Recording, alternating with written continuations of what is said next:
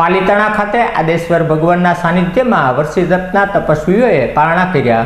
જૈન સમાજમાં વર્ષી તપનું અનેરું મહત્વ છે, જે આરાધકોને આ વર્ષી તપ 400 દિવસ દરમિયાન કરવાનું હોય છે, જેમાં એક ઉપવાસ, એક બિયાસણા અને તેમજ આંબલી કરીને તપસ્યા કરવાની હોય છે, જે તપસ્યાનું સમાપન અખાત્રીજના દિવસે પૂર્ણ કરવામાં આવે છે। ત્યારે તપસ્વીઓએ પાલિતાણા શેત્રુંજી ગિરિરાજની યાત્રા કર્યા બાદ શ્રી વાવક પથક મિત્ર મંડળ દ્વારા વર્ષી તપના પારણા માટેનું ભવ્ય આયોજન કરવામાં આવ્યું હતું, જેમાં ભગવાન આદિશ્વર દાદાના સાનિધ્યમાં ગુરુ ભગવંત અને આચાર્યોની ઉપસ્થિતિમાં વર્ષી તપના તપસ્વીઓએ શેરડીના રસથી પારણા કરાવવામાં આવ્યા હતા।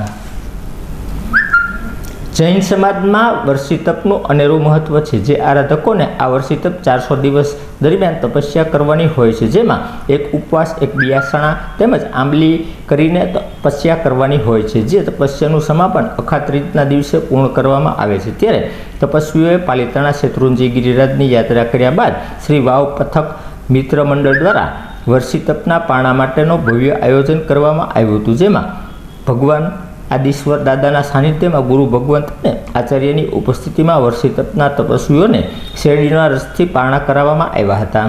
આદિશ્વર દાદાની પરંપરાથી લગભગ 400 દિવસનો આ એક તપ, જેની અંદરમાં એક ઉપવાસ, એક બિયાસણું આવે છે, જે એક વર્ષોની પરંપરા છે।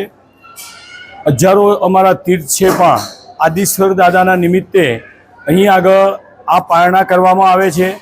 પારણાની અંદરમાં શેરડીનો રસ એટલે ઈસુ રસ તરીકે જે ઓળખવામાં આવે છે, સંસ્કૃત શબ્દ તરીકે, જેના આજે પારણા છે।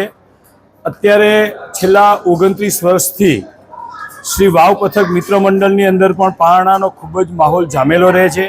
અહીં આગળ પણ અઢળક પારણા થાય છે।